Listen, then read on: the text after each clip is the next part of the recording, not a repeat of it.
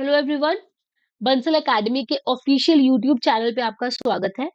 जो बच्चे TET qualify करना चाहते हैं वो बच्चे इस वीडियो को लास्ट तक जरूर देखिए, बिकॉज ये वीडियो आपके लिए बहुत हेल्पफुल होने वाली है।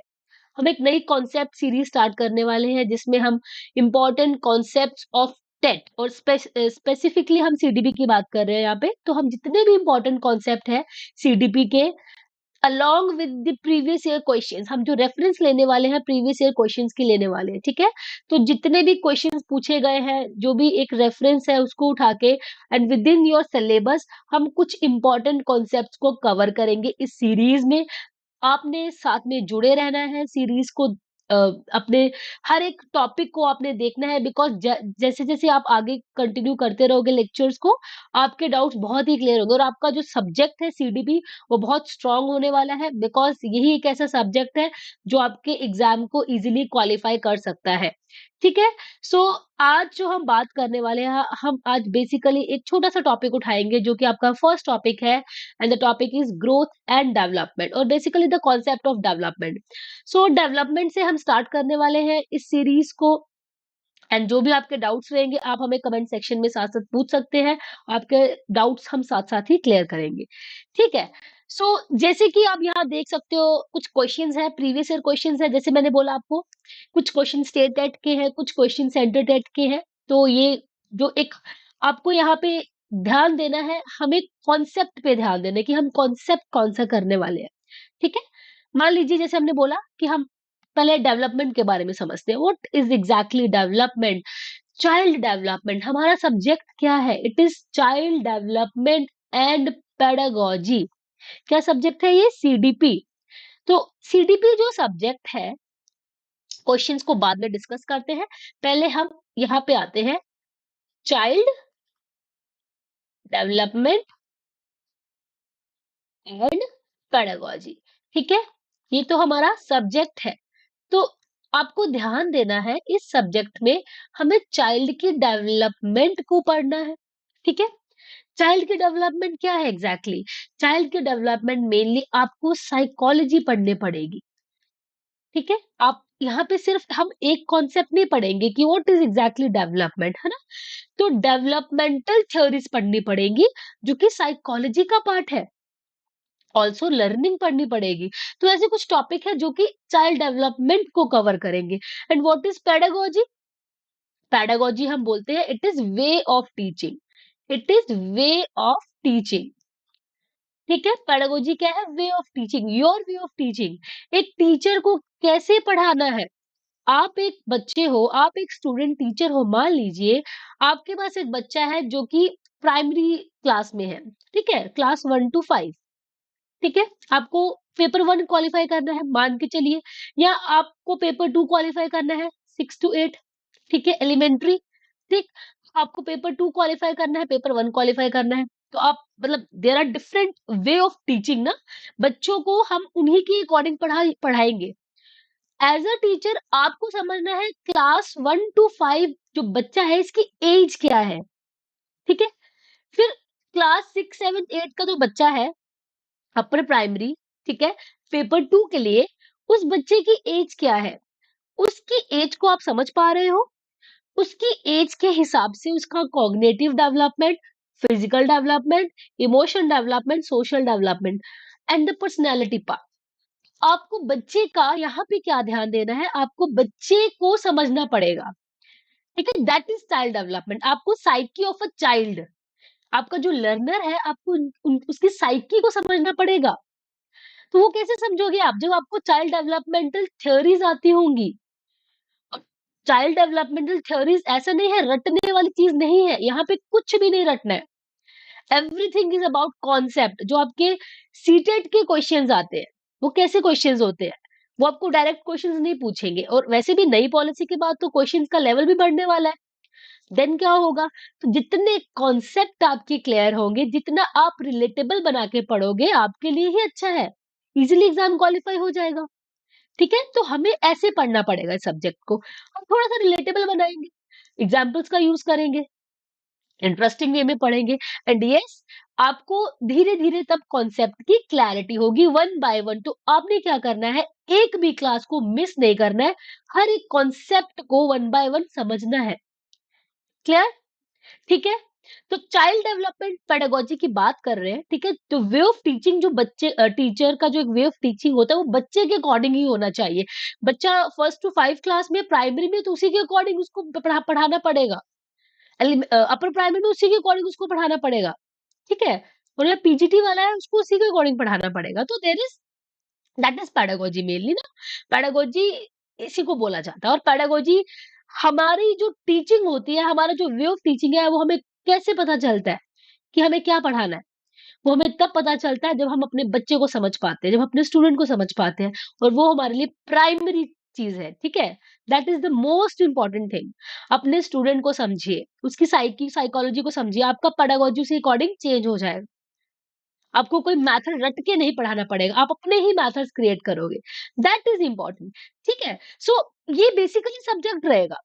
जैसे मैंने आपको बताया, कुछ प्रीवियस क्वेश्चंस हैं, और जितने भी ये क्वेश्चंस हैं, ये डेवलपमेंट के बारे में है।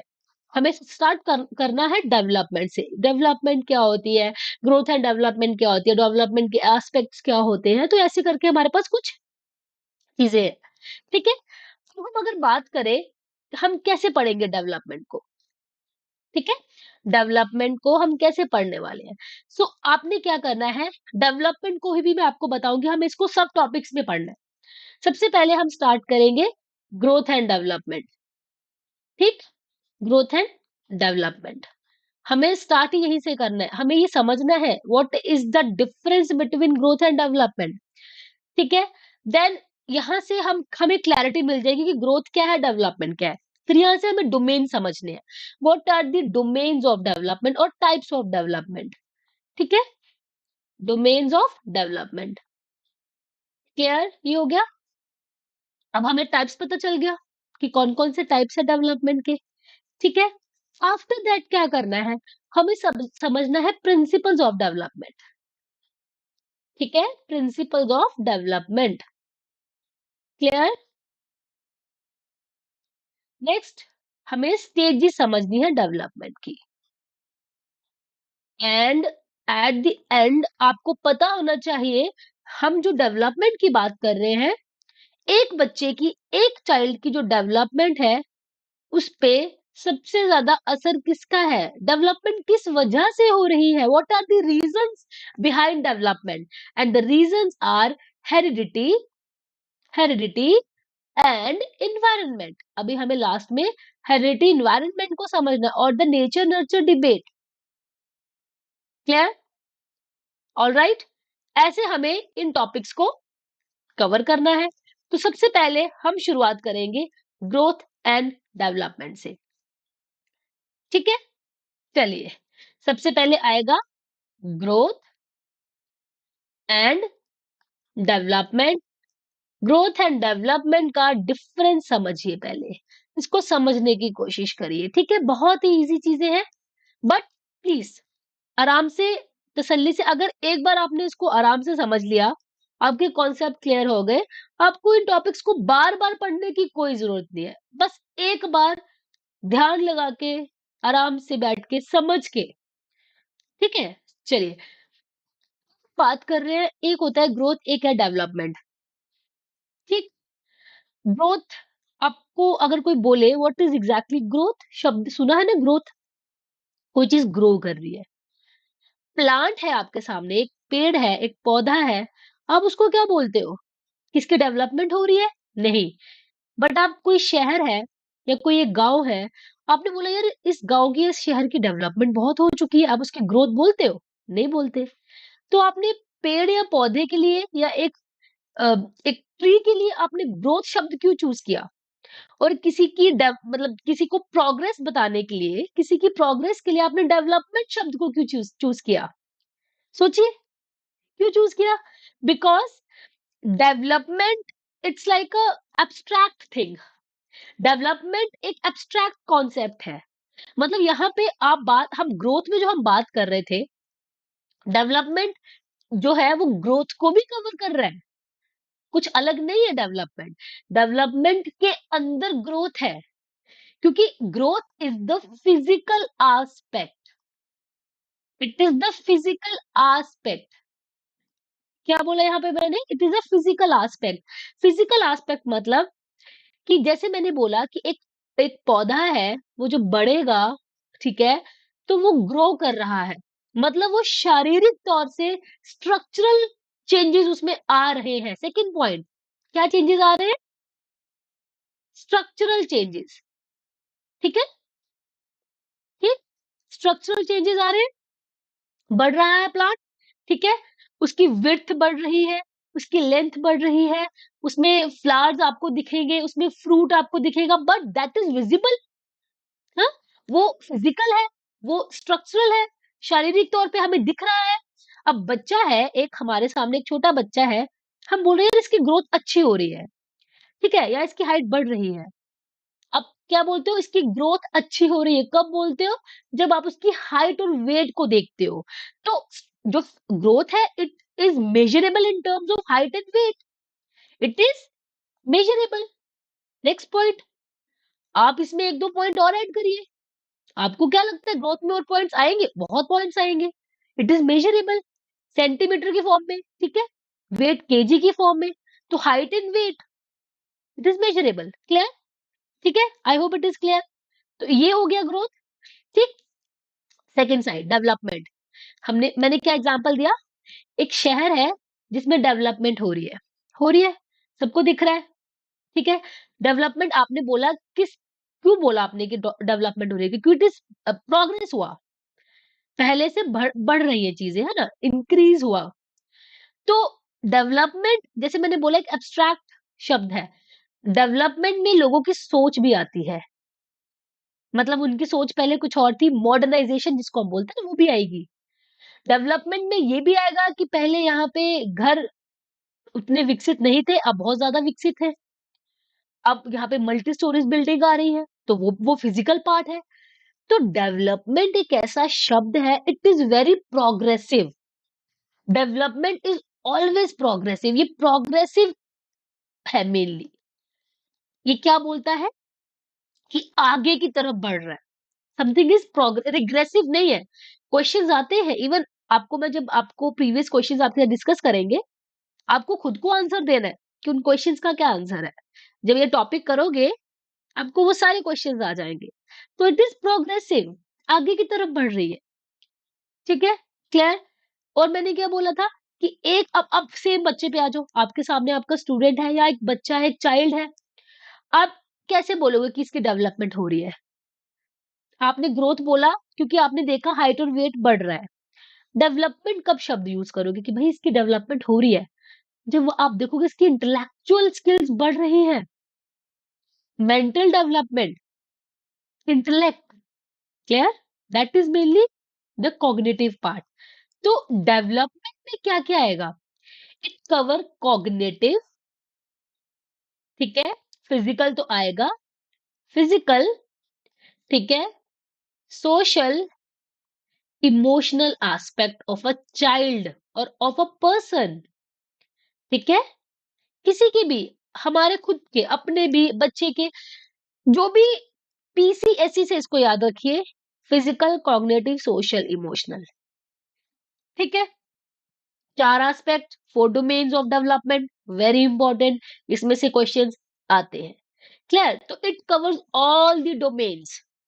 एक इंसान starting from birth till death, starting from birth, और बर्थ से भी पहले कह लो आप, फ्रॉम द प्रीनेटल पीरियड, ठीक है, जब बच्चा कंसीव होता है, starting from that period till death, क्या क्या चेंजेस आ रहे हैं उसके अंदर?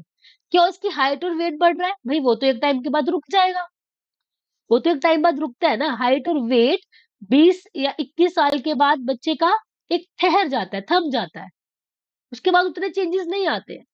तो क्या उसकी इंटेलेक्चुअल स्किल्स भी थम जाती है? नहीं, वो नॉलेज गेन करता है बच्चा या इंसान, वो जो एडल्ट है वो नॉलेज गेन करेगा।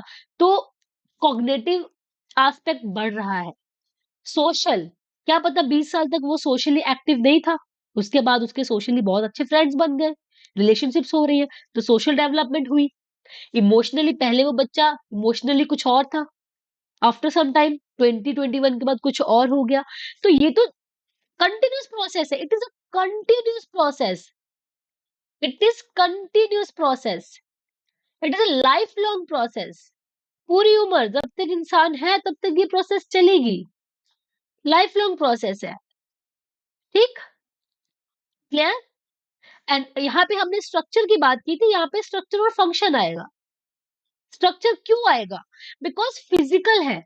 अब देखो फिजिकल है तो स्ट्रक्चर है, तो यहाँ पे स्ट्रक्चरल भी आएगा as well as functional aspect.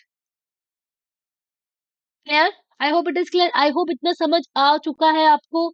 हमें डिफरेंस समझना है बिटवीन ग्रोथ एंड डेवलपमेंट, उसी के बाद मैं डेवलपमेंट करवा पाऊंगी आपको, फिर हम ग्रोथ को भी डेवलपमेंट के। ठीक है, सो ये था मेन डिफरेंस। लास्ट पॉइंट जो है इसका कि growth is measurable. Alright, growth क्या बोल रहे हैं इन्होंने? ग्रोथ इज मेजरेबल, क्योंकि जो फिजिकल एस्पेक्ट है इसको मेजर कर सकते हैं। ठीक है, एंड उसी के साथ जो नेक्स्ट पॉइंट ऐड होगा, अगर हम डेवलपमेंट की बात करें, सो जो डेवलपमेंट है इट इज असेसेबल। ठीक है, development is accessible, measurable and observable. Clear? Observable. अब ये पॉइंट समझने की कोशिश करनी है।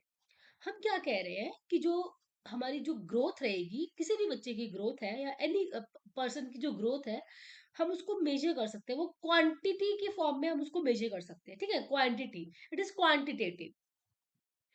वही डेवलपमेंट जो है, क्योंकि हमने क्या बोला अभी कि फिजिकल एस्पेक्ट जो है वो डेवलपमेंट का ही पार्ट है। ठीक है, तो यहाँ पे मेजरेबल तो आएगा। मान लो एक बच्चा है, अगर आप उसकी डेवलपमेंट की बात कर रहे हो, तो वहां पे मेजरेबल क्यों है? बिकॉज उस बच्चे की हाइट और वेट को हम मेजर कर सकते हैं, जो कि उसका फिजिकल एस्पेक्ट है। वहां पे ये चीज कवर होगी। असेसेबल क्या है? असेसमेंट शब्द सुना है? असेसमेंट से ही जुड़ा है असेसेबल, असेस करना। अब इसको आप क्वांटिटी में असेस नहीं कर सकते, किसी को आपको असेस करना है। आपको मैं इसका एग्जांपल बताती हूँ। जैसे क्या होता है, मान लीजिए जब हम टॉयज बच्चों के लिए खरीदते हैं, आपने देखा होगा जो बच्चों के टॉयज होते हैं उसमें लिखा होता है 3+, 4+, 5+, ऐसे लिखा होता है। सो कैसे पता है कि ये बच्चा 3+ टॉयज जो है ये बच्चे के लिए है, इस बच्चे के लिए? 4+ जो टॉयज है ये इस एक एज ग्रुप के लिए है। वो क्या लिखा होता है, वो किस हिसाब से लिखा होता है, उनके मेंटल एबिलिटीज को देखा जाता है कि इस उम्र का बच्चा इस टॉयज को इस टॉय के साथ खेल सकता है। चाहे पजल ले लो, चाहे ब्लॉक्स ले लो, चाहे एनीथिंग। ठीक है, एनी ब्रेन बूस्टर। ठीक है, तो ऐसे जो चीजें होती है, अब यहाँ पे उसको असेस कर सकते हैं हम। इसी इसी से ये शब्द आपको क्लियर हो जाएगा। असेस, असेसेबल मतलब उसको असेस किया जा सकता है, क्वांटिटी भी नहीं किया जा सकता है, पर उसकी क्वालिटी को हम देख सकते हैं। Quality mainly. ठीक है, आप देख सकते हो कि इस बच्चे के माइंड की डेवलपमेंट कितनी हुई, क्योंकि आपने एक स्टैंडर्ड क्राइटेरिया समझा है कि 3+ बच्चा है, इट मीन्स बच्चा इतना सॉल्व कर पाएगा, इस चीज को, इस काम को कर पाएगा। 4+ बच्चा है, इट मीन्स बच्चे को इतना बहुत आता होगा। तो वो असेसिबल है, और वो मेंटल एस्पेक्ट है बच्चे का, वो वहां पे उसकी कॉग्निटिव डोमेन की बात हो रही है, तो इट इज असेसिबल। तो इसलिए डेवलपमेंट असेसिबल है, मेजरेबल है, ऑब्जर्वेबल है। आप उसको ऑब्जर्व कर सकते हो, उसके बिहेवियर को ऑब्जर्व कर सकते हो, उसके इमोशनल पार्ट जो है उसको ऑब्जर्व कर सकते हो, it is observable. I hope it is clear, basic difference between growth and development. ठीक है, ओके, चलिए। सो यहाँ पे आपको एक पॉइंट क्लियर करना है, ग्रोथ कुछ अलग नहीं है, ग्रोथ डेवलपमेंट का ही पार्ट है। बट यस, हम कहीं पे भी ग्रोथ और डेवलपमेंट को यूज नहीं कर सकते। आप बच्चे की अगर फिजिकल एस्पेक्ट की बात करो तो आपको ग्रोथ शब्द यूज करना पड़ेगा, कि भाई इसकी अगर हाइट और वेट बढ़ रहा है, इट मीन्स इसकी ग्रोथ। ठीक है, इसका फिजिकल एस्पेक्ट। हाँ, अगर वो इंटेलेक्चुअली बढ़ रहा है बच्चा, उसकी इंटेलेक्चुअल डेवलपमेंट हो रही है, देन इट इज डेवलपमेंट। ठीक है, तो ये ध्यान देना है आपने शब्द को कहाँ कहाँ यूज करना है, ग्रोथ कहाँ यूज करना है, डेवलपमेंट कहाँ यूज करना है, और उसी तरीके से क्वेश्चंस एग्जाम में पूछे जाते हैं with respect to these terminologies. I hope it is clear. Next, अब हम थोड़ा सा पढ़ते हैं अब आ जाइए, अब सब कुछ डेवलपमेंट के बारे में बात करेंगे अब हम कि डेवलपमेंट क्या है। ठीक है, अब हम बात करने वाले हैं डेवलपमेंट के बारे में। जैसे कि मैंने बोला, डेवलपमेंट क्या है, it is a life long process. तो यहाँ पे वो सब पॉइंट हम कवर करेंगे। It is a life long process. ठीक है, it is a life long process, it is a continuous process. ठीक है, लाइफ लॉन्ग है, कॉन्टिन्यूस है, यूनिफॉर्म है। यूनिफॉर्म मीन्स यूनिवर्सल, हर जगह सेम है, पैटर्न सेम है, स्टेजेस सेम है, अलग अलग नहीं है। ठीक है, यूनिफॉर्म है सबके लिए, हर एक स्पीशी के लिए। ठीक है, यूनिफॉर्म है, कॉन्टिन्यूस है, प्रोग्रेसिव है। ठीक है, और एक शब्द यूज किया जाता है from womb to tomb. From womb to tomb. Womb to tomb क्या है, मतलब यहाँ पे इसको भी क्लियर करिए। कंसेप्शन पीरियड, जब बेबी कंसीव होता है in the mother वूम।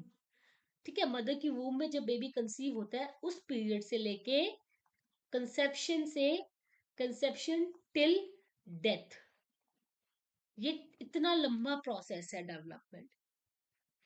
Clear? I hope it is clear. Very important, it is predictable because the stages are predictable.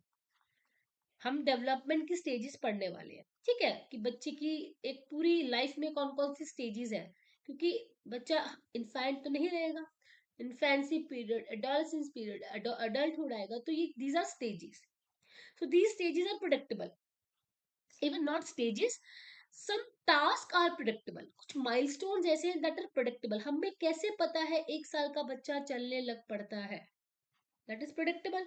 हमें कैसे पता है कि इतने बच्चे की टीथिंग प्रोसेस स्टार्ट हो जाती है।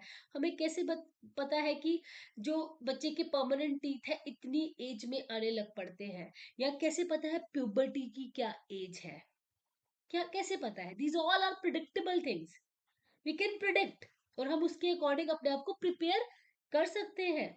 हमें पता है इतने साल का बच्चा चलेगा कब, तो हम प्रिडिक्ट कर सकते हैं कि लिखेगा कब। तो अगर वहां पे हमें लग रहा है कि कोई भी माइलस्टोन बच्चे का पीछे रह चुका है, मे बी ये कोई कंसर्न है, तो हम डेवलपमेंट टास्क जो रहते हैं यहां से डेवलपमेंट को प्रिडिक्ट कर सकते हैं। एंड देन हम बच्चे की डेवलपमेंट का एक एक जिसको हम कहते हैं ना कि एक ट्रैक रख सकते हैं अपने पास, कि यस ये अच्छे से जा रहा है कि नहीं जा रहा है। ठीक है, सो it is predictable. Clear? I hope it is clear. All right. It is influenced by, very important. Development is influenced by. Development is influenced by. किससे इन्फ्लुएंस होती है? 3 चीजें हैं आपको याद रखना है। It is influenced by socio emotional, ठीक है, कॉग्निटिव एंड फिजिकल प्रोसेस। ठीक है, और ये कुछ और नहीं है। These are the domains of development. I hope it is clear. These are the domains of development. See, social, emotional, cognitive, physical. थोड़ा सा इनके बारे में बात करते हैं। What are the different domains? ठीक है, स्टार्टिंग फ्रॉम, जैसे मैंने कहा PCSE, starting from physical, physical domain. What is physical domain? जैसे हमने बात की, it is growth, physical aspect, structural part. जो भी चेंजेस आ रहे हैं बच्चे में इन structure, that is covered under physical. ठीक है, एक बच्चे की हाइट बढ़ रही है, उसका वेट बढ़ रहा है, उसकी बॉडी की मॉर्फोलॉजी चेंज हो रही है, ये सब फिजिकल पार्ट है। उसकी मसल्स मूवमेंट चेंज हो रही है, उसकी होल्डिंग पावर चेंज हो रही है, कैसे कैसे बच्चे ने बैठने से लेके चलना सीखना एंड देन दौड़ना सीखना, ये सब फिजिकल है। Everything is physical, muscle movement, command over body, fine motor skills का डेवलपमेंट, ग्रॉस मोटर स्किल्स का डेवलपमेंट, ये सब फिजिकल में आएगा। Clear? It refers to elements related to gross and fine motor skills. ठीक है, it refers to elements related to fine and gross motor skills. Clear? I hope it is clear. ठीक है? And also the coordination, इनका आपस का coordination. What are fine and gross motor skills? अब इसी को थोड़ा सा कवर करते हैं पहले. See, हमने क्या बोला, एक है fine motor skills and another one is gross motor skills. ऐसे होता है, ठीक है? Fine and gross motor skills, ठीक है? Fine इसको हम बोलते हैं smaller muscles. Smaller muscles. अब ये smaller muscles क्या है? Gross is the larger muscles. And what about larger muscles? See, fine motor skills वो होंगी जिसमें आपकी फाइन, फाइन का मतलब क्या होता है, वेरी फाइन ना, छोटी मसल्स, ठीक है, स्मॉलर छोटी मसल्स, आपकी फिंगर टिप, आपकी फिंगर्स, जब इनके ऊपर कमांड हो जाती है हमारी, तो हम बोलते हैं these are the fine motor skills. जितने भी हम काम फिंगर टिप या फिंगर से कर रहे हैं, मान लीजिए आप अभी हैंड राइटिंग जो आप लिख रहे हो, राइटिंग, पेंटिंग, निडल यूज करना, एनीथिंग जो भी हम फिंगर टिप या फिंगर की हेल्प से कर रहे हैं, छोटी मसल जिसमें हेल्प कर रही है, that are fine motor skills. What are gross motor skills? Any movement, आप पीछे की तरफ मुड़ रहे हो, आप आगे की तरफ जा रहे हो, आप भाग रहे हो, आप वॉक कर रहे हो, these are the part of gross motor skills. Larger muscles का यहाँ पे काम है. अब आप एक क्वेश्चन आपके लिए, क्या हम सिर्फ फाइन मोटर स्किल्स के सहारे ही अपना काम कर सकते हैं या सिर्फ ग्रॉस मोटर स्किल के? Is it possible? सोचिए. नहीं. आप कोई भी ऐसा काम करके देखिए जिसमें आपकी सिर्फ फाइन और ग्रॉस मोटर स्किल्स का काम है. सिर्फ एक, कोई भी एक काम बता दीजिए. आप एक एक छोटा सा, जो भी आपके जो डेली लाइफ के काम है ना, आप उसको सोचिए एंड करके देखिए जिसमें सिर्फ आपकी एक मसल का काम है. एग्जाम्पल देती हूँ. आप सोच रहे हो, चलो कि चलो मैम देखिए, हम पेंटिंग कर रही हूँ मैं, ठीक है, हम पेंटिंग करते हैं, तो पेंटिंग में हम अपना ब्रश यूज कर रहे हैं. Painting mainly fine motor skill है, ठीक है, यू आर करेक्ट. तो क्या आप पेंटिंग ही करते रहोगे? आप अपनी बॉडी को मूव नहीं करोगे? आप थोड़ा सा जाके कुछ और सामान लेके नहीं आओगे कि भाई मुझे पेंटिंग करनी, मुझे और भी कुछ चाहिए? तो ये कहाँ से होगा?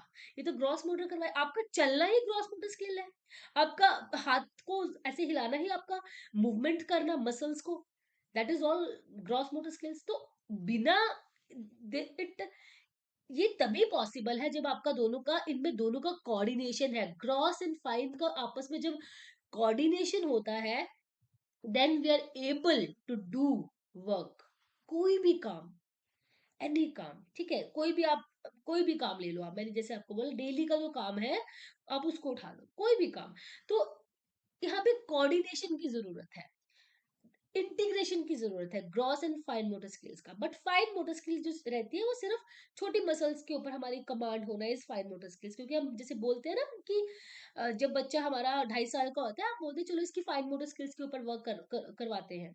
फाइन मोटर स्किल मतलब इसको हैंड राइटिंग, इसको लिखना सिखाना, चाहे इसमें स्क्रिबलिंग आएगी, थोड़ा बहुत बच्चा लिखना शुरू करता है, हम उसकी फाइन पे ध्यान देते हैं कि फाइन मोटर स्किल 2.5 साल के बाद, कि बच्चे की अब भाई इसमें जान आ चुकी है, मसल्स में, फाइन फाइन मसल्स में, अब इसको लिखना शुरू करवाते हैं.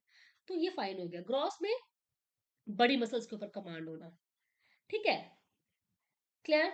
आई hope it is clear. Okay, so हमारी जो मेनली मूवमेंट रहती है वो ग्रॉस टू फाइन रहती है. पहले हमारी बड़ी मसल्स के ऊपर कमांड आती है, देन हमारी छोटी मसल्स पे. और ये हमारा एक प्रिंसिपल भी है, it is a principle of development. और हम कह सकते हैं कि ये एक रूल है. ग्रॉस टू फाइन जाएगा. पहले बच्चा अपनी बॉडी पे कमांड उसकी आती है, अपनी बॉडी पे कंट्रोल करना सीखता है, और उसके बाद लिखना शुरू करता है ना. पहले लिखना शुरू करते हैं कि पहले लिखना शुरू करेगा, देन चलना शुरू करता है, ऐसे रहता है. एक जो न्यू बॉर्न है उसका आप देखिए माइलस्टोन कैसे कैसे जाएंगे बच्चे के. तो धीरे धीरे धीरे धीरे ग्रॉस टू फाइन जाएगा. तो ग्रॉस टू फाइन रहती है डेवलपमेंट. ऐसा पैटर्न ये फॉलो करता है, gross to fine. Alright, I hope it is clear. Next, physical के बाद आएगा कॉग्निटिव डेवलपमेंट और cognitive aspect. Cognitive, what is cognitive? Cognition. Cognition का मतलब होता है, कॉग्निशन मतलब नोइंग, अंडरस्टैंडिंग, जो भी आप दिमाग से काम कर रहे हो, आप दिमाग से चीजों को जानते हो, दिमाग से चीजों को समझते हो, टू अंडरस्टैंड। तो ये सब कॉग्निशन है, it is cognition. Okay, cognitive.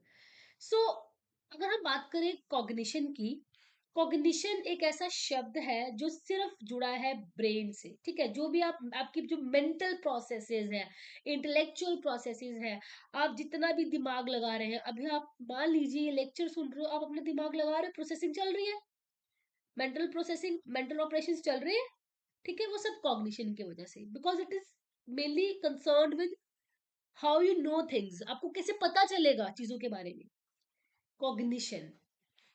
ठीक, कॉग्निटिव डेवलपमेंट कैसे होती है बेसिकली देखा जाए तो हमें समझना है पैटर्न। बच्चे का एक कॉग्निटिव पैटर्न रहता है, बच्चे हमेशा चीजों को फ्रॉम कॉन्क्रीट टू एब्स्ट्रैक्ट समझते हैं, ठीक है। फ्रॉम कॉन्क्रीट, इवन इससे भी पहले आएगा सेंसरी, वो हम ब्रूनर की थ्योरी करेंगे तब मैं आपको क्लियर करवा दूंगी, ठीक है। इवन यहाँ लिख लेते हैं, चलिए। तो ये ब्रूनर ने बोला है, ये किसने बोला है, ये ब्रूनर। वो मानते हैं ऐसा कि sensory to concrete to abstract, हमारे जो कॉग्निशन आता है, हमारे अंदर जो चीजों की समझ आती है, वो किस तरीके से आती है, पहले हमारे सेंसेस हमारी हेल्प करते हैं। छोटा बच्चा है जिसको लैंग्वेज की इतनी समझ नहीं है, उसको नहीं पता हॉट क्या है, कोल्ड क्या है, टेस्ट को लेके समझ नहीं है, क्योंकि सेंसेस, 5 सेंसेस का यूज करवाना है बच्चे को हमें। उसको टेस्ट की समझ, उसको साउंड की समझ, उसको स्किन का टच का पता नहीं, कौन सी चीज उसके उसे हार्म करेगी उसे नहीं पता। वही छोटा बच्चा, उसको हमें हॉट और कोल्ड का कॉन्सेप्ट समझाने कि भाई ये जो बर्तन है, ये जो यूटेंसिल या कोई भी ऐसी चीज, ये एनीथिंग जो कि गर्म है, कि बच्चे आप उसको टच मत करना। वो आपकी बात मानेगा? आप उसको समझा के देखना। वो छोटा बच्चा जो 6-7 महीने का बच्चा हो या 8 महीने का बच्चा जो कि ऐसे ही घूम रहा है, और वो बोलेगा कि मुझे मना क्यों किया जा रहा है इस चीज को लेके, उसके अंदर वो रहेगी कि उसके दिमाग में वो चीज रहेगी कि मुझे इसको एक्सपीरियंस करना ही है। आपने देखा होगा, वो एक्सपीरियंस करेगा बच्चा। तो जब वो एक्सपीरियंस करेगा, वो टच करेगा, वो लगाएगा हाथ, वो बोलेगा भाई ये तो हॉट है, ये तो गर्म है। उसके दिमाग में हॉट का कॉन्सेप्ट, दिमाग में हॉट का कॉन्सेप्ट आ गया कि भाई कोई गर्म चीज भी होती है, भाई ये तो मेरे को हार्म कर गई। आपने नहीं सिखाया उसको लैंग्वेज के थ्रू, भाई इट इज हॉट, ये गर्म है, इसको मत पकड़ो, इसको मत टच करो, बट उस बच्चे ने समझा by touching, by senses, skin, since skin is a sense organ, उसको समझ आ गया। सेम फॉर डिफरेंट टेस्ट, आप बच्चे को लेमन खिलाना और वही बच्चे को दूसरी साइड उसको चॉकलेट या आइसक्रीम खिलाना, क्या वो बार बार आपसे लेमन मांगेगा या आपसे आइसक्रीम मांगेगा? आपने देखा होगा, जब वो लेमन को एक बार आपने चखा दिया, दूसरी तीसरी बार वो बच्चा देखेगा भी नहीं उसको, वो बोलेगा बहुत गंदा टेस्ट है। वही आइसक्रीम को लेके वो रोएगा, मुझे बार बार आइसक्रीम खिलाओ। टेस्ट, स्वीटनेस, अच्छा टेस्ट उसको समझ आ गया कि भाई ये टेस्ट अच्छा है, तो ये उसको सेंसेस ने हेल्प किया। तो जो पहले तरीके से कॉग्निशन बनता है, वो सेंसेस हमारी हेल्प कर रहे हैं, कुछ और नहीं है। सेंसेस, लैंग्वेज बाद में। उसके बाद क्या हो, उसके बाद कॉन्क्रीट आ गया। कॉन्क्रीट मतलब by touching, by feeling anything, ठीक है, जिसको जिसकी फिजिकल प्रेजेंस है, जिसकी फिजिकल एग्जिस्टेंस है, एनीथिंग जिसको हम टच कर सकते हैं। कॉन्क्रीट का मतलब क्या, जो मेरे सामने चीजें प्रेजेंट है, ठीक है। ऐसे रहते हैं हमारे सामने जो चीजें प्रेजेंट। अब जैसे ये मार्कर है या पेन है, भाई मुझे क्या पता पेन का कॉन्सेप्ट क्या है जब तक मैंने इसको देखा ही नहीं है। जब तक मैंने इस पेन को देखा ही नहीं है, मुझे तो इसका कॉन्सेप्ट भी नहीं पता, मैं कैसे किसी को एक्सप्लेन करूं या समझू कैसे? कोई अगला मुझे बता रहा है कि यार ये पेन है, ब्लैक कलर का है, अब मुझे पता ही नहीं है पेन के बारे में, ठीक है। और मुझे कोई समझा रहा है कि भाई पेन होता है जो ब्लैक कलर का है, उसकी टिप है एंड ऑल दिस थिंग्स, वो समझाने की कोशिश, पर मुझे नहीं समझ आएगा भाई। मुझे कैसे समझ आएगा? मुझे कब समझ आएगा? जब मैंने इसको कॉन्क्रीट वे में देखा, मेरे सामने फिजिकली प्रेजेंट होगा, तब मुझे समझ आएगा कि यस, तब मेरे दिमाग में कॉन्सेप्ट बैठेगा। तो जब आप किसी भी, आप जब बच्चों को पढ़ाएंगे, आप एज अ टीचर जब पढ़ाओगे, आपने क्या करना है, सबसे पहले उनके सेंसेस की हेल्प लीजिए, उनको सेंसेस टच करके बताइए कि कोई भी चीज है। आप बच्चे को स्लाइम का कॉन्सेप्ट, कि स्लाइम भी कोई चीज है, स्लाइम भी है, आप उसको सामने रख के सिर्फ दिखा रहे हो तब भी नहीं वो चलेगा। पहले आपको वो जैसे वो टच करके देखे, भाई it is very slimy thing, कोई भी चीज है स्लाइमी है, तो वो स्लाइमी तो उसको कॉन्क्रीट वे में भी याद होगा, फिर देन एब्स्ट्रैक्टली उसको याद हो जाएगा। तो ये सिर्फ ऐसा नहीं है कि छोटे बच्चों से शुरुआत होगी। आप एज अ टीचर आप अपना कोई भी कॉन्सेप्ट क्लियर करवाना चाहते हो, आपको लग रहा है कि कॉन्क्रीट से शुरुआत नहीं हुई, सेंसरी से शुरुआत कर दो, सेंसरी से समझाओ कोई भी कॉन्सेप्ट। क्यों, कैसे भी कोई कॉन्सेप्ट डेवलप हो, कैसे कोई बच्चा नहीं समझेगा, टॉपिक को आराम से समझेगा। अब कितने टॉपिक्स ऐसे होते हैं, अब डिफरेंट सॉइल के बारे में बता रहे हो, मिट्टी के अलग अलग प्रकार क्या होते हैं, तो भाई कभी कभी सामने चीजें रखी किताब में भी है और सामने प्रेजेंट नहीं समझ आता है, तो उसको टच करके सिखाओ ना। सेंसेस, सेंसेस से सीखेगा, कभी नहीं भूल पाएगा। तो ये एक कॉग्निशन का तरीका है कि कैसे नॉलेज को, चीजों को समझना है। और अगर आप ये पैटर्न फॉलो कर रहे हो तो बच्चे को इजीली क्लियर हो जाएगा, हर एक कॉन्सेप्ट आप उसको समझा पाओगे। देन आफ्टर दैट एब्स्ट्रैक्ट तो वैसे भी लैंग्वेज बेस्ड है, लैंग्वेज बेस्ड, ठीक है। लैंग्वेज, लैंग्वेज यहाँ पे एब्स्ट्रैक्ट में इनकी कोई जरूरत नहीं है, बिकॉज यहाँ से बच्चा होके आ चुका है। दीज आर लाइक स्टेजेस, ये स्टेजेस है कि सेंसरी हो गया, कंक्रीट, अब एब्स्ट्रैक्ट। अब तुम मुझे बताओ स्लाइम क्या होती है, अब मैं एक्सप्लेन कर पाऊंगा क्योंकि मैंने उसको टच किया हुआ है, मैंने उसको फील किया हुआ, मैंने उसको देखा हुआ है। तो सेंसरी और कंक्रीट से होके ही हम एब्स्ट्रैक्ट तक पहुंचेंगे, तब जाके हमारे बच्चों के कॉन्सेप्ट क्लियर होते हैं। और हम बोलते हैं इनके कॉन्सेप्ट नहीं क्लियर होते, कैसे कॉन्सेप्ट क्लियर होंगे, हम तो सीधा ही लैंग्वेज पे आ जाते हैं कि हम उसको लैंग्वेज पढ़ाने लगते, किताबें रटवाते हैं, वहां से कॉन्सेप्ट नहीं क्लियर होते हैं। क्लियर। तो ये है mainly cognition, how cognitive development takes place, कैसे धीरे धीरे धीरे धीरे हमारे इंटेलेक्चुअल डेवलपमेंट शुरुआत से। अब पियाजे अलग मानते हैं, ये ब्रूनर की सोच है, पियाजे कुछ अलग, इनसे ज्यादा अलग नहीं, बट उनका कहने का मतलब है कि किस तरीके से कॉग्निटिव डेवलपमेंट की बात करें, किस तरीके से एक छोटा बच्चा, जिसको उन्होंने बोला है कि सेंसरी मोटर स्टेज है, कि सेंसेस और मसल एक्टिविटीज से सीखता हुआ जाता है फॉर्मल ऑपरेशनल स्टेज, जो कि एब्स्ट्रैक्ट थिंकिंग की स्टेज है। तो सेम चीज है, कॉग्निटिव डेवलपमेंट आप चाहते हो बच्चे की इंटेलेक्चुअल डेवलपमेंट अच्छे से हो, हमें ये ध्यान देना पड़ेगा, ये सीक्वेंस ध्यान देना पड़ेगा। क्लियर, ठीक है। That is all about cognitive development, cognitive domain of development. Next, social development. What is social development? Next is social development, ठीक है। Next domain or the type of development is social development. Third, social development is the social elements that surround or influence a child development, ठीक है। इसमें आपको ध्यान देनी है social development में एरिक्सन की थ्योरी, वेरी इंपॉर्टेंट।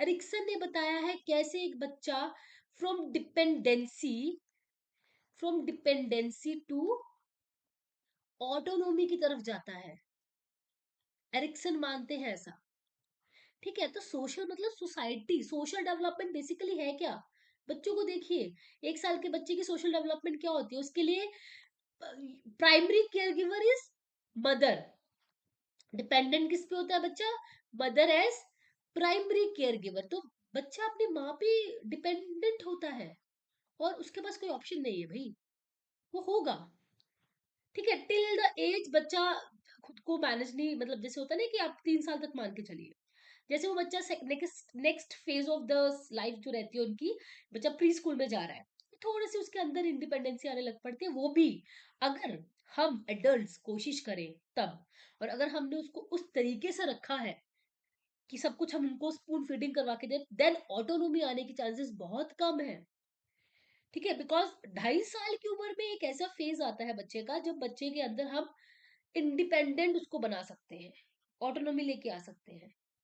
बट जैसे बच्चे का, एरिक्सन मानते हैं कि जैसे टॉयलेट ट्रेनिंग वाला जो फेस होता है, बट अगर उस टाइम पे हम लोगों ने क्या किया, हमने उस टाइम क्या किया, जो वो 2.5 साल का पीरियड, क्योंकि उसके बाद बच्चा जाएगा स्कूल में, और हमने उस 2.5 साल के पीरियड को बहुत क्रिटिकली नहीं समझा, हम बच्चे को, बच्चे की टॉयलेट ट्रेनिंग का पीरियड है वो, हमने क्या किया, उसको वहां पे एनकरेज नहीं किया और हम उसे उल्टा उसको डांट रहे हैं, डिपेंडेंसी नहीं आएगी। तो सोशल डेवलपमेंट ये है कि कैसे जो आसपास के लोग हैं जो पीपल है, जो फैमिली मेंबर्स हैं, जो सोशल एलिमेंट्स हैं, वो कैसे बच्चे के डेवलपमेंट को हेल्प कर रहे हैं।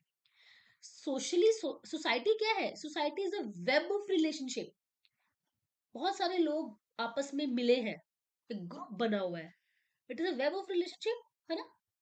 तो बहुत सारे लोग जब बच्चे की डेवलपमेंट को इन्फ्लुएंस करते हैं, और जो कि धीरे धीरे धीरे धीरे होगा, और वो उस पर सबसे ज्यादा काम भी उन्हीं का ही है, कि जितना बच्चे को हम एनकरेज करेंगे, बिकॉज हमें पता है कि 3 साल के बाद बच्चे को हम स्कूल भेजने वाले हैं, ठीक है? तो प्राइमरी सोशलाइजेशन कब हुई? बिफोर 3, जब वो बच्चा अपने पेरेंट्स के पास है, हमको जो फैमिली मेंबर्स है वो उनकी प्राइमरी सोशलाइजेशन की हेल्प, उसमें हेल्प कर रहे हैं। होम हो गया, घर हो गया, फैमिली मेंबर्स हो गए, वो प्राइमरी सोशल, क्योंकि सबसे पहले संस्कार, society, socialization, socialization is like a process, प्रक्रिया है, इनकलकेशन ऑफ वैल्यूज है, ठीक है? वैल्यूज आ रहे हैं उसके अंदर, वो बिलीव्स, कुछ एक मॉरल मोरालिटी सीख रहा है। Social development leads to moral development, जो कि कोहलबर्ग मानते हैं, ठीक है? तो सोसाइटी कैसे हेल्प कर रही है, कैसे उसको कैसे पता कि सही गलत क्या है? उसको कौन सिखाएगा? उसको सबसे पहले उसके प्राइमरी सोशलाइजेशन उसके उसके घर वाले करने वाले हैं, यही होगा ना? क्लियर? तो ये चीज है सोशल डेवलपमेंट। तो from dependency to autonomy, clear? ठीक है? ऑटोनोमी मतलब बच्चा यहाँ पे इंडिपेंडेंट हो जाएगा, और वो धीरे धीरे धीरे धीरे कुछ चेंजेस के बाद आता है, जो कि हम समझेंगे बहुत अच्छे से। एरिक्सन की थ्योरी हो गई, साइकोसेक्सुअल थ्योरी रहेगी, सिगमंड फ्रॉइड की, उनमें समझेंगे हम ये चीजें, सिगमंड फ्रॉइड क्या मानते हैं। वहां पे आपको डिटेल में पता चलेगा कि सोशली कैसे बच्चा डेवलप हो रहा है, और कैसे सोसाइटी, क्योंकि social related to society, people, कैसे पीपल हेल्प करेंगे बच्चे की। Clear? That is all about social development. Alright, next is emotional development. Clear? Next is emotional development, fourth is emotional development, ठीक है? इमोशंस, अब इमोशनल डेवलपमेंट मेनली इमोशन से जुड़ा है। इमोशंस, ठीक है? Changing in emotional communication, dealing with emotion, और self understanding. Emotional intelligence, आपने एक शब्द सुना होगा, सेल्विन मेयर द्वारा दिया गया है, ठीक है? सेल्विन मेयर ने एक शब्द दिया था, बहुत इंपॉर्टेंट है, इमोशनल इंटेलिजेंस, ठीक है? तो डीलिंग विद योर इमोशंस, ठीक है? अपने इमोशंस के साथ कैसे डील करना है, control your emotion, how to control your emotions, और मॉनिटर करना अपने इमोशंस को, ये हमें इमोशनल डेवलपमेंट में समझना होता है, ठीक है? सेल्फ एक्सप्रेशन, ठीक है? सेल्फ एक्सप्रेशन, क्योंकि ये भी एक बहुत बड़ी कला है। आपको कैसे पता चलेगा मुझे कहाँ पे कैसे बिहेव करना है? इमोशनल डेवलपमेंट मतलब एक छोटा बच्चा, 2.5-3 साल का, जो कि बहुत इगोइस्टिक, इगोसेंट्रिक बिहेवियर होता है उस बच्चे का, वेरी इगोसेंट्रिक बिहेवियर, बिकॉज उसके अंदर लॉजिकल थिंकिंग नहीं होती है, दैट इज अंडरस्टूड, वो लॉजिकल पॉइंट है कि उसके अंदर लॉजिकल थिंकिंग ही नहीं है, तो उस बच्चे को नहीं पता क्या सही क्या गलत। एक चीज आपको समझनी है कि उसके अंदर अगर लॉजिकल थिंकिंग नहीं, मतलब बच्चा इज इगोसेंट्रिक, ठीक है? उसका सेल्फ सेंटर्ड बच्चा है। तो क्या वही बच्चा जो 3 साल की उम्र में सेल्फ सेंटर्ड है, इगोसेंट्रिक है, वो 20 साल की उम्र में वैसा रहेगा? बताइए, उसमें कोई चेंज नहीं आएगा इमोशनली। आएगा ना, ऑब्वियसली आएगा। कैसे? क्योंकि वो जहां पे वो जिद कर रहा था 3 साल की उम्र में, वो 20 साल की उम्र में जिद नहीं करेगा। समझ पा रहे हैं आप? तो इमोशनल डेवलपमेंट भी होती है, हम कैसे धीरे धीरे इमोशनली खुद के इमोशंस को कंट्रोल करने लग पड़ते हैं, हम इमोशंस को मॉनिटर करने लग पड़ते हैं, हमें पता रहता है कि कहाँ पे कैसे बिहेव करना है, वी नो। सो वो सब इसी में आएगा, इमोशनल डेवलपमेंट। जैसे मैंने बताया, साल्वे मेयर मानते हैं, उन्होंने इमोशनल इंटेलिजेंस का कॉन्सेप्ट दिया है, very important concept by Salovey Mayer. उनके अकॉर्डिंग कि जो इंसान इमोशनली इंटेलिजेंट है compare to intelligent, cognitively intelligent, ठीक है, दिमाग से इंटेलिजेंट, उसके सक्सेस होने के चांसेस ज्यादा हैं, एंड दैट इज ट्रू। आप इंटेलिजेंट हो, आप बहुत ही इंटेलिजेंट हो, आपका आईक्यू हाई है, बट आपको पता ही नहीं है रिलेशनशिप्स कैसे मेंटेन करने। समझ रहे? आपको यही नहीं पता रिलेशनशिप्स को कैसे मेंटेन करना है, तो क्या, कैसे फिर उस कैसे आप सक्सीड करोगे अपने लाइफ में? तो लाइफ में सक्सीड करने के लिए आपको अपने इमोशंस पे कंट्रोल करना जरूरी है। आपका इंट्रा पर्सनल एक आपके अंदर स्किल होना जरूरी है। You have to look with it. तो उसमें भी कुछ एक ऐसे सीक्वेंस रहता है। तो आपको, आप मान सकते हो जो प्रिंसिपल्स है, these are the characteristics of development, features of development, ठीक है? तो ये हमें, ये मतलब आप ऐसा मान के चलिए कि इसको फॉलो ही करती है डेवलप, इन पॉइंट्स को फॉलो करती है डेवलपमेंट। तो ये होना ही होना है, these are the basic rules. Clear? तो प्रिंसिपल्स ये हुआ, ठीक है? प्रिंसिपल में सबसे पहला प्रिंसिपल है, it is principle of general to specific. ठीक है? General to specific. कोई भी डेवलपमेंट है, किसी की भी डेवलपमेंट है, वो एक रूल फॉलो करेगी। क्या? Whole to part. Whole to part, और जिसको हम बोलते हैं general to specific, general to particular. ठीक है? इट मीन्स, समझिए इस पॉइंट को क्या है, क्योंकि इससे बहुत चीजें कवर हो जाएंगी। हमने बोला कि जो एक अभी हमने बात की कि मान लो जो मोटर डेवलपमेंट है, फिजिकल डेवलपमेंट में मोटर डेवलपमेंट है, वो जाती है ग्रॉस टू फाइन। ये बोला हमने, gross means big muscles and fine means small muscles. तो ये पैटर्न है, ग्रॉस टू फाइन। अब यहाँ पे क्या हो रहा है, जर्नल टू स्पेसिफिक, मतलब कि हम हर चीज को पहले इन जर्नल देखते हैं एंड देन हम स्पेसिफिक पार्ट की तरफ जाते हैं। ठीक है? From general to specific. आपके सामने एक प्रॉब्लम है, ठीक है, आपने उस प्रॉब्लम को देखा, उस प्रॉब्लम को आपको, ऐसा नहीं कि आप पहले उसके स्पेसिफिक पार्ट को देख रहे हो, है ना, आपने पहले नहीं उसको तोड़ तोड़ के देखा प्रॉब्लम को, तो आपने पहले इन जर्नल वो प्रॉब्लम समझी एंड देन आपने स्पेसिफिक पार्ट से उसका कंक्लूजन निकालने की कोशिश की। और इसका एक और एग्जाम्पल बताती हूँ मैं। अब होल टू पार्ट क्या है, आप देखना, जो हमारे छोटे बच्चे होते हैं, 6-7 महीने वाले बच्चे, जब वो बच्चे अपनी बॉडी मूव करते, मान लो वो बच्चा बैठा हुआ है, ठीक है, उसने अभी नया नया बैठना सीखा है वो बच्चा, जब उसको किसी ने आवाज लगाई पीछे से, एंड वो बच्चा अपनी नेक को मान लो अभी तक रोटेट नहीं कर पा रहा है, क्योंकि धीरे धीरे बॉडी पे कंट्रोल आता है ना, कमांड आती है, तो वो बच्चा अपनी नेक को कंट्रोल नहीं कर पा रहा, तो वो बच्चा पूरा का पूरा मूव करता है पीछे को, कि मुझे किसने आवाज, वो बच्चा पूरा का पूरा अपनी बॉडी को मूव करवाता है। तो इन जर्नल बॉडी को वो, इन जर्नल उसकी बॉडी के ऊपर कमांड है। देन धीरे धीरे स्पेसिफिक पार्ट, पहले उसकी नेक पे कमांड आएगी, वो धीरे धीरे स्पेसिफिक, मतलब नेक को फिर वो रोटेट करने लग पड़ेगा। तो हर चीज जो रहती है, पैटर्न जो रहता है, वो जर्नल टू स्पेसिफिक जाता है। तो हम हमेशा स्पेसिफिक को बाद में देखते हैं, पहले हम इन जर्नल, सामने एक पेड़ है, एग्जाम्पल है ये, सामने एक पेड़ है, आपको वो पेड़ दिख रहा है, तो आप क्या, सबसे पहले आपका जो एक परसेप्शन है, लुक रहेगी, वो कैसी रहेगी परसेप्शन? क्या आप सबसे पहले उसके फ्रूट को देखोगे, या उसके लीफ को देखोगे, या उसकी ब्रांचेस को देखोगे? क्या करोगे? तो सबसे पहले हम उसको इन जनरल देखते हैं, ठीक है, as a whole. This is our perception.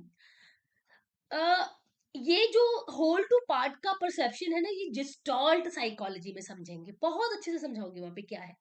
German एक साइकोलॉजिस्ट रहे हैं, उन्होंने बताया है कि जो हमारा परसेप्शन पॉइंट ऑफ व्यू वो ऐसा होता है, हम चीजों को पहले एज अ होल देखते हैं, देन हम उसको फिर स्पेसिफिक पार्ट को देखते हैं। तो होल टू पार्ट एक प्रिंसिपल है डेवलपमेंट का। Clear? I hope it is clear. Second part यहाँ पे क्या आएगा, principle of individual differences. Individual differences क्या होते हैं? प्रिंसिपल ऑफ इंडिविजुअल डिफरेंसेस में मेनली बात कर रहे हैं कि नो वन इज अलाइक। ठीक है? कोई दो इंसान, इवन जो रियल सिबलिंग्स भी है, ठीक है, वो भी एक दूसरे के जैसे नहीं होते हैं, शक्ल में, फिजिकल एस्पेक्ट में, कॉग्निटिव एस्पेक्ट में, emotionally, socially we all are different. We all are different, तो no individual is alike, individual differences पाए जाते हैं, कुछ जो डिफरेंसेस होते हैं वो इनहेरिटेड होते हैं, कुछ जो डिफरेंसेस होते हैं वो एक्वायर्ड होते हैं। इनहेरिटेड वो होते हैं जो कि हम अपने पेरेंट्स से इनहेरिट करते हैं थ्रू जीन्स। मान लो जिसमें एक हमारा अपीयरेंस आता है, एग्जाम्पल फेस अपीयरेंस, ठीक है, आपका जो एक अपीयरेंस होता है, शक्ल, complexion, hair colour, eye colour, height, तो ये जो appearance, physical appearance, some things we inherit, हम जो अपने पेरेंट्स से ले रहे हैं, ठीक है, जीन्स के थ्रू, हेरिडिटी कह सकते हैं। तो दो जो दो इंसान है जो एक दूसरे से अलग है, वो या तो इनहेरिटेड अलग है, इनहेरिट जो एक है वो फैक्टर प्ले कर रहा है, otherwise acquired, the society, the environment. Acquired में तो कुछ भी हो सकता है, उनका डिफरेंट एजुकेशन रहेगा, उनका सोशल स्टेटस डिफरेंट है, उनका financial socio economic status different है, रिलीजन डिफरेंट है, कल्चर डिफरेंट है, तो देयर आर मेनी थिंग्स। तो जो दो इंसान एक दूसरे से अलग है वो जस्ट ड्यू टू इनहेरिट और एक्वायर्ड फैक्टर्स, दो फैक्टर्स की वजह से हम सब एक दूसरे से अलग है। और ये पॉइंट एज अ टीचर हम लोगों को समझना है। क्या समझना है? कि आपके पास जो बच्चे आएंगे, ठीक है, it mainly refers to extent and kind of variations, तो इंडिविजुअल डिफरेंसेस को आपको वेरिएशंस के तरीके से समझिए। मेनली दीज आर वेरिएशंस, ठीक है, कुछ वेरिएशंस होती है, क्लियर? तो इंटेलिजेंस, इंटरेस्ट, एप्टीट्यूड, अब आपको ये समझना है, इंटेलिजेंस रहेगा, एप्टीट्यूड रहेगा, क्या वो हम इनहेरिट करते हैं या वो एक्वायर्ड है? Try to answer it. क्या इंटेलिजेंस को इनहेरिट किया जाता है और एप्टीट्यूड को, या फिर वो एक्वायर्ड है? जैसे मैंने बताया ना, physical appearance it is inherited, तो सेम फॉर इंटेलिजेंस और attitude, clear?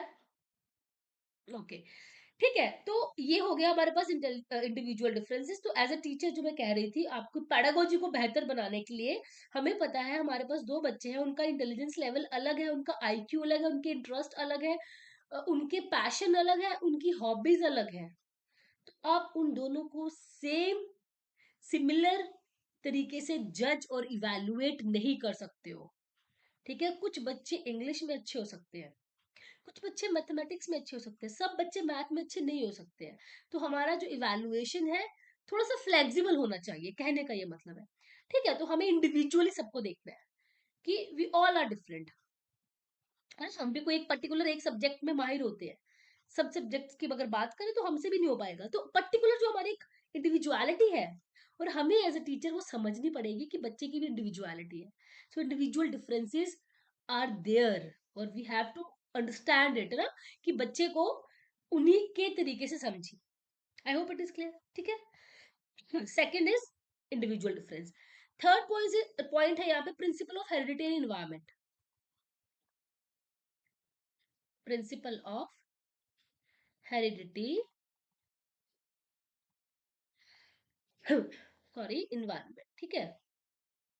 Environment and heredity और हेरिडिटी इन्वायरमेंट। हेरिडिटी जो है it is nature, it is nurture, nature versus nurture. Okay, so next point है हेरिडिटी एंड एनवायरमेंट, इसको समझते हैं। Heredity का मतलब होता है द बायोलॉजिकल कॉम्पोजिशन, ठीक है? हेरिडिटी जीन्स, ठीक, जो कि हम पास करते, जो पास रहती होती है from one generation to another, the genetic part, the biological part, ठीक? तो जो हेरिडिटी होती है इससे भी डेवलपमेंट के ऊपर असर होता है, इन्वायरमेंट होता है इससे भी डेवलपमेंट के ऊपर असर होता है। वो कैसे होता है, देखिए, एग्जाम्पल बताती हूँ। मान लो एक बच्चा है, उस बच्चे को मेनली कोई जेनेटिक म्यूटेशन की वजह से उस बच्चे में कोई चेंजेस है, ठीक है, फिजिकल डिफॉर्मिटीज है, एनी एनी काइंड ऑफ, ठीक है? जो म्यूटेशन होती है या जेनेटिक जो चेंजेस आ जाते हैं उस वजह से भी उस बच्चे की डेवलपमेंट पे असर होगा, होगा ना? जैसे हम बात करते हैं कि यार ये जो प्रॉब्लम है, ये जो बीमारी है, ये हमारे पूरे परिवार में रन कर रही है, या ये जनरेशन टू जनरेशन जा रही है, एनी प्रॉब्लम, तो वो तो हेरिडिटी हुई, वो आपको अफेक्ट कर रही है। इन्वायरमेंट कैसे हुआ? आप इन्वायरमेंट जो कि नर्चर है और हेरिडिटी जो कि नेचर है, नर्चरिंग, नर्चर करना। तो इन्वायरमेंट मेनली बात करता है कि जैसे मान लो जो भी आपको इन्वायरमेंट मिला है, एक बच्चा जो कि जिसकी हेरिडिटी बहुत अच्छी है, स्ट्रॉन्ग हेरिडिटी है ना, बच्चा फिजिकल अपेयरेंस भी अच्छा है बच्चे का, उसको कोई दिक्कत नहीं, कोई प्रॉब्लम नहीं, कोई ऐसी बीमारी नहीं, सब कुछ सही है। बट जब वो पैदा हुआ उसके बाद का जो उसका इन्वायरमेंट है वो सही नहीं था, उसकी सराउंडिंग्स, उसका जहां पर वो रहता था वो सब ठीक नहीं था। तो इन्वायरमेंट भी तो डेवलपमेंट के ऊपर असर डाल रहा है। तो अब क्वेश्चन ये है, पता है कि डाल रहा है कितना परसेंट? तो कभी कभी क्या लिखा जाता है, 50% हेरिडिटी एंड 50% इन्वायरमेंट। ये कैसे हो सकता है? Is it possible? कैसे हो सकता है? आपको कैसे पता? अब मैं, ये क्वेश्चन आपके लिए है, हम कैसे पता करें कि जो अभी हम इंसान है एट प्रेजेंट, हेरिडिटी की वजह से कितने परसेंट हमारे ऊपर हेरिडिटी का प्रभाव है और कितने परसेंट एनवायरमेंट का? No, no idea. So it is actually interplay. ये इंटरप्ले की बात करता है, इट इज इंटरप्ले और interaction between heredity and environment. ये शब्द आपको याद रखना है, ठीक है? इंटरप्ले और इंटरेक्शन शब्द याद रखना है, इसमें कुछ कुछ नहीं याद रखिए कि 50% जो है वो हेरिडिटी है, 50 जो 50% इन्वायरमेंट है, 70-30, 60-40 रेशियोज पे मत जाइए। क्वेश्चन में रेशियो आएगी तो क्रॉस लिखिए, बिकॉज इट्स अ डिबेट। क्योंकि कुछ लोग मानते हैं इट इज नेचर, कुछ लोग, कुछ साइकोलॉजिस्ट, इवन दिग्गज जो थिंकर्स हैं, वो मानते हैं ये नेचर है। प्याजे मानते हैं ये नेचर है, जो भी हमारी डेवलपमेंट हुई है। क्योंकि जो बायोलॉजी को ज्यादा मानेंगे वो नेचर की तरफ जाएंगे, जो इन्वायरमेंट को ज्यादा मानेंगे, बिहेवियरिस्ट जो है वो नर्चर की तरफ जाएंगे, कि बच्चे को हम जैसे भी शेप करना चाहते हैं हम उसको शेप कर सकते हैं, वो फिर नर्चर की तरफ जाएंगे। तो इट्स अ डिबेट, सबके अपने अपने व्यू पॉइंट्स हैं, ठीक है? तो but the main point is कि हमें याद रखना है, it development, it is the product of interaction between heredity and environment. Clear? ये आपके ध्यान में होना चाहिए। Clear? Okay. So it is interaction of both nature and nurture. Next principle is principle of integration. Principle of integration, ठीक है? Principle of integration. अब principle of integration में क्या आएगा? प्रिंसिपल ऑफ इंटीग्रेशन में मेनली हम इंटीग्रेट, इंटीग्रेट क्या होता है? जब एक दो चीजें आपस में इंटीग्रेट कर रही है, तो it is the integration of gross and fine motor skills. इसमें बस यही पॉइंट हमने कवर करना है, जो कि हमने ऑलरेडी डिस्कस किया है, ठीक है? Gross and fine motor skills का जब इंटीग्रेशन होगा आपस में व्हेन बोथ इंटीग्रेट, तब जाके डेवलपमेंट होगी। अदरवाइज किसी एक के सहारे, किसी एक की वजह से डेवलपमेंट पॉसिबल है ही नहीं। तो यहाँ पे ग्रॉस एंड फाइन का इंटीग्रेशन जरूरी है। ऑलराइट, ठीक है? Principle of next is principle of direction. Very very very important question आता है, टेट वालों का फेवरेट टॉपिक है ये, principle of direction. It is very important concept, ठीक है? इसको समझेंगे अब। तो there are two direction basically, one is cephalocaudal, another is proximodistal। Clear? ठीक है, दो डायरेक्शन की बात हो रही है, cephalo and caudal. Cephalic is the head region, caudal is the tail region. तो द डायरेक्शन, फर्स्ट डायरेक्शन जो कि एक डेवलपमेंट फॉलो करती है, it is from head to toe, ठीक है? From head to toe, head to tail, ठीक है? तो ये एक डायरेक्शन है। Proximo distal, from inner to outer, towards proximities, ठीक है? इसको मैं आपको एग्जाम्पल से समझाने की कोशिश करती हूँ, इसको समझिए। देर इज अ पर्सन, ठीक है? इसको एक पर्सन बनाती हूँ मैं, यहाँ पे कोशिश करती हूँ, ठीक है? ठीक है, एक पर्सन है। अब मान लो वो जो पर्सन है, एनी पर्सन, ठीक है? अब इस पर्सन का, अब हमसे फेलो कॉर्डर को पहले समझते हैं। हमने बोला फ्रॉम हेड टू टो, तो जो डायरेक्शन डेवलपमेंट का प्रोग्रेस कह सकते हो ना, कैसे बढ़ रही है, वो हेड टू टो जाएगा। क्योंकि एक बच्चा, मान लीजिए एक छोटा बच्चा है, एक न्यू बॉर्न है, 1 2 3 महीने तक न्यू बॉर्न जो बच्चा है, उसको फ्रॉम द फर्स्ट मंथ से लेके 12 मंथ तक का उसका एक पूरा माइलस्टोन समझिए, समझने की कोशिश करिए।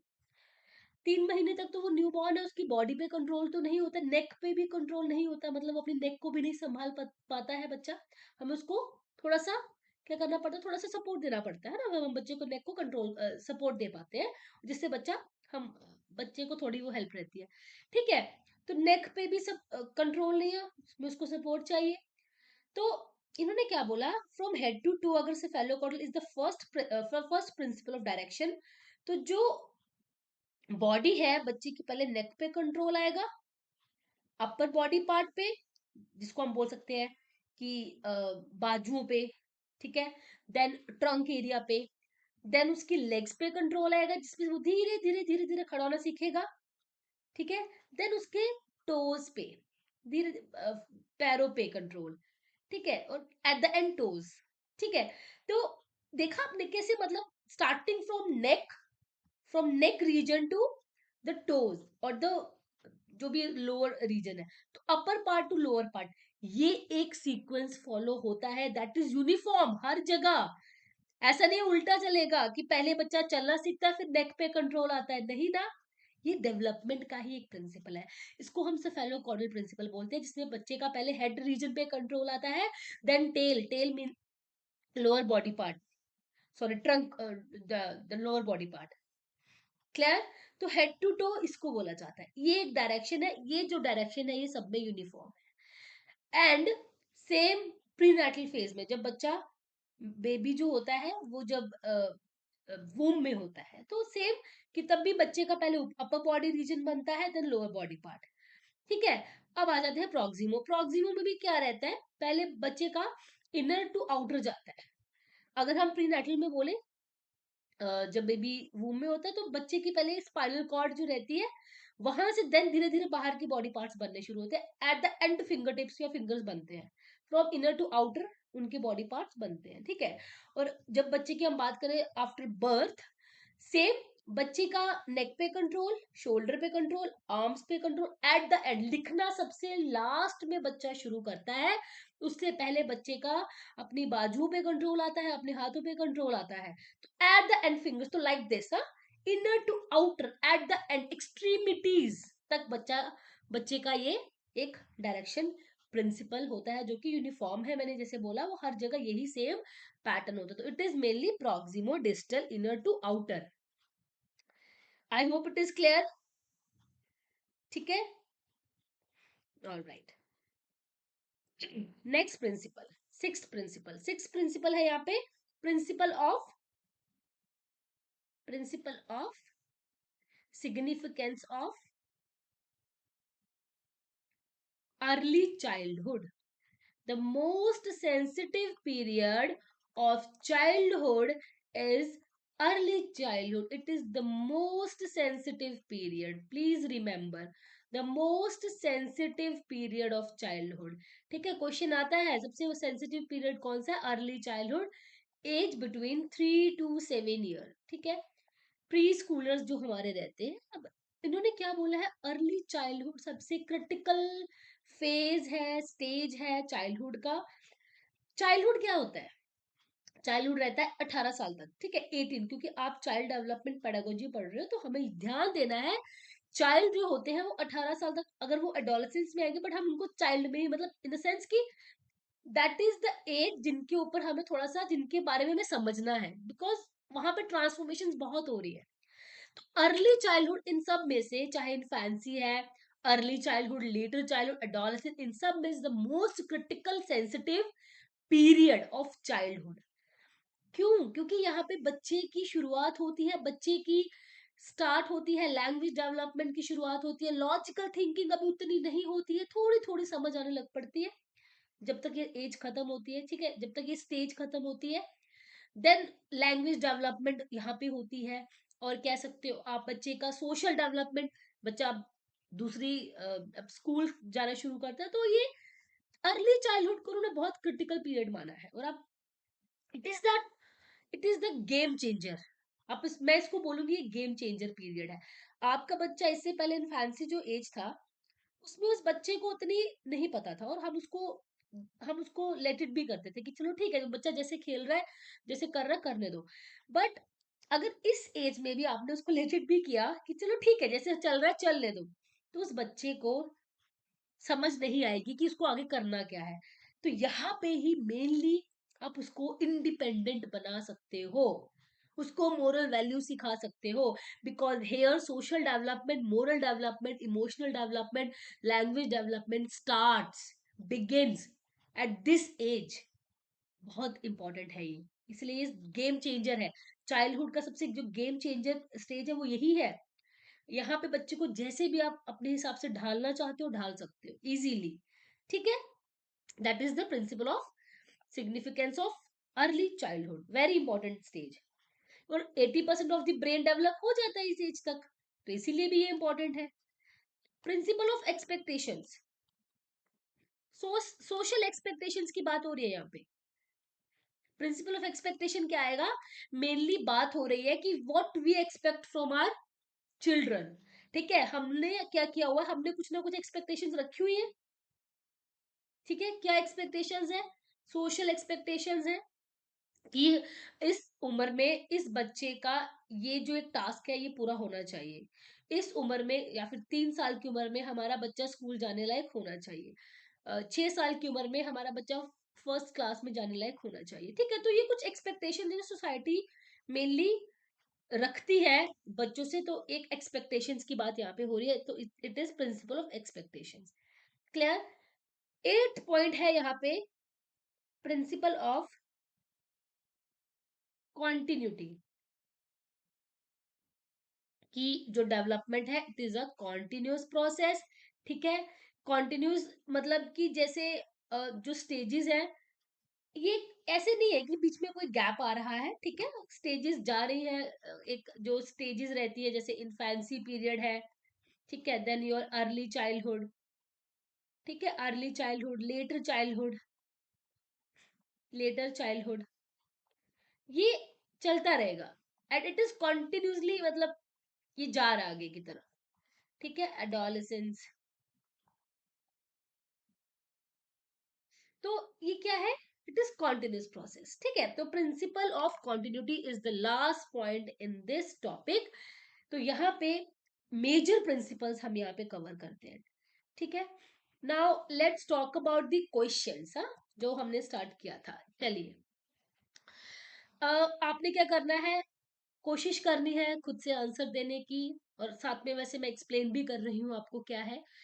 अब इन्होंने बोला है इस क्वेश्चन में, ये प्रीवियस क्वेश्चन है, child development it is a product of interaction between heredity and what. Very easy question. ये ऐसे क्वेश्चन हैं जो इजी, हमारा जो एक लेवल रहता है इजी, मॉडरेट एंड टफ, ये हम इजी टू मॉडरेट चलेंगे। टफ के लिए, फॉर टफ थोड़ा सा हमें उस चीज को और क्रिटिकली समझना पड़ेगा, है ना। तो पहला क्वेश्चन जो है, इसका आंसर आपको सामने दिख रहा होगा, it is the interaction between heredity and environment. Very easy, clear. Second is changes in emotion, तो यहाँ पे है environment. Changes in emotion, self perception and interpersonal relationship with family, pair, friends, this studied under which domain. हमने domains पढ़े development के। तो यहाँ पे इन्होंने बोला है social, physical, cognitive, linguistic. Language development जो है वो it is a part of cognitive development, तो ये ध्यान देना है। और अगर मोरल डेवलपमेंट लिखा होता तो वो सोशल डेवलपमेंट के अंडर आएगा, तो ये ध्यान दिए। ठीक है, अब रिलेशनशिप की बात हो रही है, ठीक है, थोड़ा बहुत इमोशंस की बात हो रही है एक दूसरे के साथ, तो वो हमारा आएगा psycho social development. Clear? Next, dash represent the pattern of biological, cognitive, socio-emotional process that begin at conception and continue throughout the life span. Is it development, growth, maturation और cognition? Cognition तो cross कर दी, एक तो elimination method use करा करो। ठीक है, आपके लिए बेस्ट मेथड है, एलिमिनेट कर दो भाई, कॉग्निशन तो हो ही नहीं सकता। अब इन्होंने क्या बोला है कि from conception through out the life till death, तो ये तो आपको साथ में लिखना पड़ेगा, कॉन्सेप्शन टिल डेथ, तो क्या है ये? अब तो आपको क्लियर हो गया होगा, ठीक है? ग्रोथ तो ये नहीं हो सकता, ग्रोथ एक सर्टेन पीरियड के लिए होती है, एक सर्टेन पीरियड, लिमिटेड टाइम के लिए, तो it is also not correct. Maturation क्या है? It is a biological process जो भी एक पीरियड तक रहती है, गलत। Development is the right answer. Clear? So इस तरीके के क्वेश्चन आपके एग्जाम में पूछे जाएंगे और इसी से जुड़े आपको कॉन्सेप्ट्स पता होने चाहिए। अब जो लास्ट क्वेश्चन है आप इसको एक बार अटेम्प्ट करके देखिए इसका क्या करेक्ट आंसर है। सो इस क्वेश्चन को आप ट्राई करिए। सो ऐसे कॉन्सेप्ट्स को जानने के लिए, इस तरीके की वीडियोस के लिए आप हमारे चैनल को भी सब्सक्राइब कर सकते हैं एंड आप इस बैच को परचेज कर सकते हैं सिर्फ 599 में। ठीक है, बहुत ही ज्यादा इफेक्टिव तरीके से आपको समझाया जाएगा टॉपिक, आपके हर एक डाउट को क्लियर किया जाएगा डिफरेंट डिफरेंट एजुकेटर्स द्वारा। So thank you so much for watching. आज के लिए इतना ही था। Thank you.